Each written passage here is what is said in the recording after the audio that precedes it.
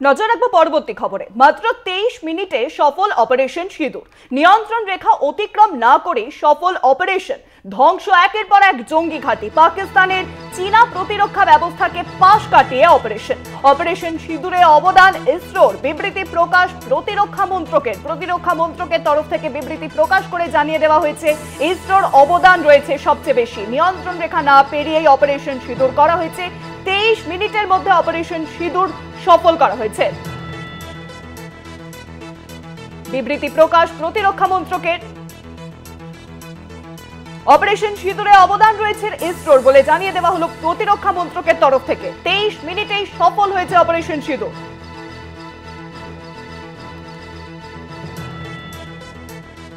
এ বিষয়ে আরো বিস্তারিত আলোচনা করব। নিউজ রুমে এখন রয়েছেন সরাসরি আমাদের প্রতিনিধি অরিত্র ঘোষ। অরিত্র, আজকে প্রতিরক্ষা মন্ত্রকের তরফ থেকে বিবৃতি প্রকাশ করে কি জানানো হলো? হ্যাঁ দেখো, প্রতিরক্ষা মন্ত্রকের তরফ থেকে যে বিবৃতি প্রকাশ করা হয়েছে তাতে মাত্র 23 মিনিট, ঘড়ি ধরে 23 মিনিটের মাথায় এই অপারেশন সিঁদুর সফল হয়েছে। কিভাবে সফলতা এসছে, কোন কোন পদ্ধতি ব্যবহার করা হচ্ছে তার বিস্তারিত বিবরণ কিন্তু প্রতিরক্ষা মন্ত্রকের তরফ থেকে জানিয়ে দেওয়া হয়েছে। যেটা বলা হচ্ছে যে নিয়ন্ত্রণ রেখা অর্থাৎ এলওসি, লাইন অফ কন্ট্রোল অতিক্রম না করেই ভারতের মাটি থেকে বসেই কিন্তু এই অপারেশনে সফলতা এসছে। এবং শুধু তাই নয়, পাকিস্তানের চীনা প্রতিরক্ষা ব্যবস্থা অর্থাৎ পাকিস্তান চীনের তরফ থেকে যে সমস্ত ডিফেন্স সিস্টেম তারা ব্যবহার করছে সেই সমস্ত ব্যবস্থাকে পাশ কাটিয়ে সেগুলোর কোনো ভূমিকা কার্যত না দিয়েই এই অপারেশন কিন্তু সফল হয়েছে। এবং ভারতের তরফ থেকে কোথাও কোনো ক্ষতি হয়নি, উল্টে পাকিস্তানের একাধিক জঙ্গি ঘাঁটি ধ্বংস করে দেওয়া হয়েছে। এই অপারেশন সিঁদুর যে 23 মিনিট ধরে চলেছে, সেই 23 মিনিটের কাদের কাদের অবদান রয়েছে, ভারতের ডিফেন্স সিস্টেমের কোন কোন বিভাগ সেখানে অ্যাক্টিভ ছিল, সেই তথ্য কিন্তু প্রতিরক্ষা দপ্তরের তরফ থেকে দেওয়া হয়েছে। যেখানে বলা হচ্ছে অপারেশন সিঁদুরে পেচোরা, OSAK এবং ALAD বন্দুকের মতো যুদ্ধ প্রমাণিত আকাশ প্রতিরক্ষা ব্যবস্থা ব্যাটেল প্রোভেন এডি সেটি ব্যবহার করা হয়েছে আকাশ ক্ষেপণাস্ত্র। কি এই আকাশ ক্ষেপণাস্ত্র? স্বল্প দৈর্ঘ্যের একটি ক্ষেপণাস্ত্র যা মাটি থেকে আকাশের দিকে ব্যবহৃত হয় এবং সংবেদনশীল এলাকা যেগুলি রয়েছে সেই এলাকাগুলিতে আকাশপথে হামলা থেকে সেগুলিকে রক্ষা করে। এবং ভারতের যে এয়ার ডিফেন্স সিস্টেম অর্থাৎ আকাশ প্রতিরক্ষা ব্যবস্থা, সেই ব্যবস্থার একটা অন্যতম মাধ্যম হচ্ছে এই আকাশ। এছাড়াও যেটা জানানো হচ্ছে প্রতিরক্ষা দপ্তরের তরফ থেকে যে বিবৃতি, যে ভারতের যে মূল হামলা, সেই হামলার নিশানায় ছিল পাকিস্তানের নূর খান এবং রহিম ইয়ার খান বায়ুসেনা ঘাঁটি।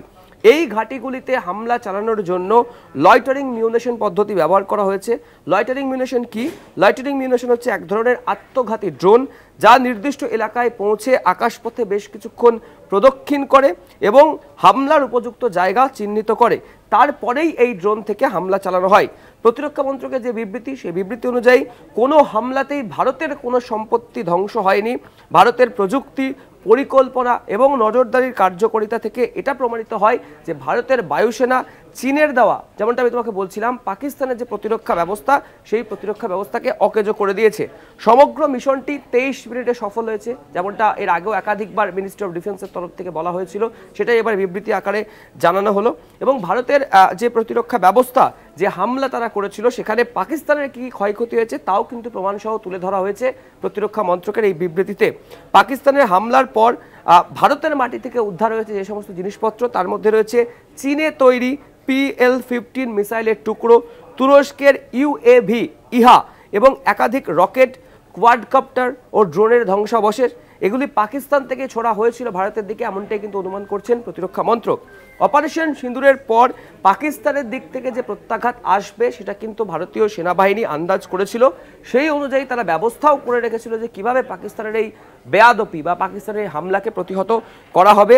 ভারতের সীমান্তে যেগুলিকে প্রস্তুত করে রাখা হয়েছিল তার মধ্যে ছিল counter unmanned Arial system, shoulder fired অস্ত্র, লিগেসি এয়ার ডিফেন্স এবং মডার্ন এয়ার ডিফেন্সকে বহুস্তরীয় আকাশ প্রতিরক্ষা ব্যবস্থা ভেদ করতে এই কারণেই কিন্তু সমস্যায় পড়েছিল পাকিস্তান। এবং অপারেশন সিঁদুরে গুরুত্বপূর্ণ ভূমিকা রয়েছে ইসরোর, সে কথাও কিন্তু জানানো হয়েছে প্রতিরক্ষা মন্ত্রকের যে বিবৃতি, সেই বিবৃতি থেকে। কি বলা হয়েছে? তারা যেটা বলছেন যে ভারতের মহাকাশ গবেষণা সংস্থা ইসরো তাদের 10টি কৃত্রিম উপগ্রহ কিন্তু কাজ করেছে এই অপারেশনে, যাদের সাহায্য ছাড়া সমুদ্র বা ভূমিতটের বিস্তীর্ণ এলাকায় নজরদারি করা সম্ভব ছিল না। অর্থাৎ প্রতিরক্ষা দপ্তরের তরফ থেকে এই বিষয়টি স্পষ্ট করে দেওয়া হলো যে এই যে 23 মিনিটের অপারেশন, সেই অপারেশন নিখুঁত হয়েছে, তার নিখুঁত পরিকল্পনা ছিল এবং সেই পরিকল্পনাকে বাস্তবায়িত করার ক্ষেত্রে একদিকে যেমন ভারতের বিভিন্ন এয়ার ডিফেন্স সিস্টেমকে অ্যাক্টিভ করা হয়েছিল, তারই পাশাপাশি ইসরোর কিন্তু ভূমিকা ছিল। তার কারণ এর আগে আমরা দেখেছিলাম ইসরোর চেয়ারম্যান তিনি স্পষ্টত বলেছিলেন যে ভারতের সীমান্তবর্তী আকাশে এবং ভারতের আকাশে ইসরোর 10টি কৃত্রিম উপগ্রহ যারা পুরো নজরদারি চালাচ্ছে, সেই বিষয়টি কিন্তু প্রতিরক্ষা মন্ত্রকের তরফ থেকে স্পষ্ট করে দেওয়া হলো। এক কথায় ভারতীয় প্রতিরক্ষা দপ্তরের নিখুঁত সাফল্যের এই যে অভিযান, অর্থাৎ এই অপারেশন সিন্দুর মাত্র 23 মিনিটে সফলতা অর্জন করেছে, এমনটাই কিন্তু জানিয়ে দেওয়া হলো প্রতিরক্ষা মন্ত্রকের তরফ থেকে। অনেক ধন্যবাদ অরিত্র। যেমনটা অরিত্র জানালো যে আজকে প্রতিরক্ষা দপ্তরের তরফ থেকে বিবৃতি প্রকাশ করে জানিয়ে দেওয়া হলো 23 মিনিটে সফল হয়েছে অপারেশন সিঁদুর। এর আগে বহুবার বলা হয়েছে এই অ্যাটাক প্রিসিশন অ্যাটাক, আর এবার 23 মিনিটে সফল হয়েছে অপারেশন সিঁদুর। তা প্রতিরক্ষা দপ্তরের পক্ষ থেকে বিবৃতি আকারে জানিয়ে দেওয়া হলো লাইন অফ কন্ট্রোল এলওসি নিয়ন্ত্রণ রেখা না পেরিয়েই অপারেশন সিঁদুর সফল করা হয়েছে।